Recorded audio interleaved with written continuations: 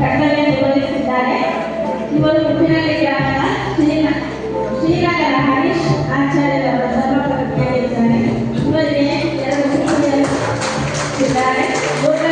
ಗ್ರಾಮದ ಒಟ್ಟು 36 ಸ್ವಸಹಾಯ ಸಂಘಗಳು ಎಲ್ಲ ಸಂಘಗಳನ್ನು ಚೆನ್ನಾಗಿ ನಡೆಸ್ತಾ ಬಂದಿರುತ್ತಾರೆ. ಎಲ್ಲ ಸಂಘಗಳು ಕೂಡ ಇದೇ ಶ್ರೇಣಿಯಲ್ಲಿ ಇದೆ. ಎಲ್ಲ ಸಂಘಗಳ ಭಾಗವಹಿಸುವಿಕೆಯಲ್ಲಿ ಕೂಡ ತಪ್ಪದೇ ಹಾಜರಾಗಿ ನಮಗೆ ಸೂಕ್ತ ಮಾಹಿತಿಗಳನ್ನು ಒದಗಿಸಿಕೊಡುತ್ತಿರುತ್ತಾರೆ. ಇವರ ಜನಸ್ಪಂದನ ಕಾರ್ಯದಿಂದ ಎಲ್ಲ ಸಂಘದ ಜನರು ಕೂಡ ಇವರನ್ನು ನಮ್ಮ ತಾಯಿಯಂತೆ ನೋಡ್ತಾ ಇದ್ದಾರೆ. ಇವರಿಗೆ ನಮ್ಮ ವೇದಿಕೆಯಲ್ಲಿ ಗೌರವಾರ್ಪಣೆ ಸಲ್ಲಿಸಲು ತುಂಬಾ ಹೆಮ್ಮೆ ಅನಿಸುತ್ತದೆ. ಗ್ರಾಹಕ ಸೇವಾ ಕೇಂದ್ರದಲ್ಲಿ 2 ವರ್ಷಗಳ ಸೇವೆ ಸಲ್ಲಿಸಿದ ರಕ್ಷಿತರವರು ನೆಹರು ತೋಟ ಹಿರೇಮಂಗಡಿ ಗ್ರಾಮದವರು. ಇವರು ಮಹೇಶ್ ಇವರ ಧರ್ಮಪತ್ನಿ ಹಾಗೂ ಮನೆಯಲ್ಲಿ ಅತ್ತೆ ಜೊತೆ ಸಂತೋಷದಿಂದ ನಡೆಸಿದ್ದಾರೆ. ಇವರು ಸಿಎಸ್ ಕೇಂದ್ರದಲ್ಲಿ ಜನೋಪಯೋಗಿ ಕೆಲಸ ಮಾಡುವುದರಿಂದ ಪ್ರೀತಿಗೆ ಪಾತ್ರರಾಗಿದ್ದಾರೆ.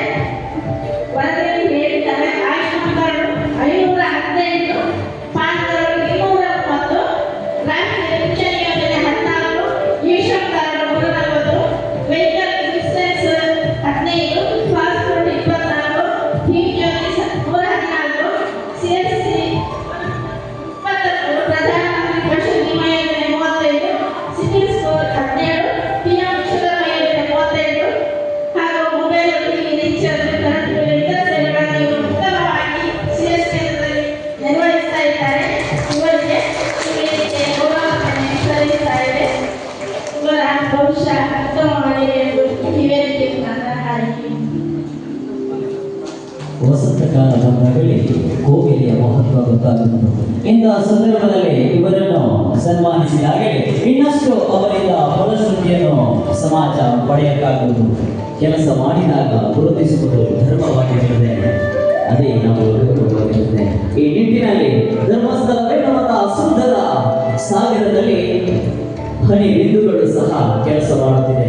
ಫಲವು ಮರಳನ್ನು ಸೇರಿ ಸಮುದ್ರಮಯ ಅನ್ನುವಂತಹ ಸೋಮೇಶ್ವರನ ಮಾತುಗಳು ಇಲ್ಲಿ ಖಂಡಿತವಾಗಲು ಪ್ರಜ್ವಲಿಸ್ತಾ ಇದೆ. ಹುಲಿಗೆರೆ ಸೋಮನಾಥನವರು ಸೇರಿ ಹೇಳಿರುವ ಮಾತುಗಳು ಹನಿ ಹನಿ ಸೇರಿ ಹಳ್ಳ, ಖಂಡಿತವಾಗಲು ಹಳ್ಳ ಹಳ್ಳಗಳು ಸೇರಿ ಸಮುದ್ರ. ಈ ನಿಟ್ಟಿನಲ್ಲಿ ಶ್ರೀ ಧರ್ಮಸ್ಥಳ ಗ್ರಾಮಾಭಿವೃದ್ಧಿ ಯೋಜನೆಯನ್ನು ಸಮುದ್ರವಾಗಿ ಬೆಳಗುತ್ತಿದ್ದರೆ ಅದಕ್ಕೆ ಕಾರಣ ಇಂತಹ ಅಧಿಕಾರಿಗಳು, ಇಂತಹ ಸೇವಾ ಪ್ರತಿನಿಧಿಗಳು, ಇಂತಹ ಅಧಿಕಾರಿ ವರ್ಗಗಳು. ಈ ನಿಟ್ಟಿನಲ್ಲಿ ಶ್ರೇಷ್ಠ ಮಾತನಾಡಿ ನಿಮ್ಮ ಜೀವನ ಬೆಳಗಲಿ ಅಂತ ಶ್ರೀ ಮಂಜುನಾಥ ಸ್ವಾಮಿಯಲ್ಲಿ ಆಶಯವನ್ನು ಬೇಡುತ್ತಾ ಸನ್ಮಾನ ಸ್ವೀಕರಿಸಿದಂತಹ ಸರ್ವರಿಗೂ ಹೃದಯಪೂರ್ವಕವಾದಂತಹ ಧನ್ಯವಾದಗಳನ್ನು ಅರ್ಪಿಸುತ್ತೇವೆ.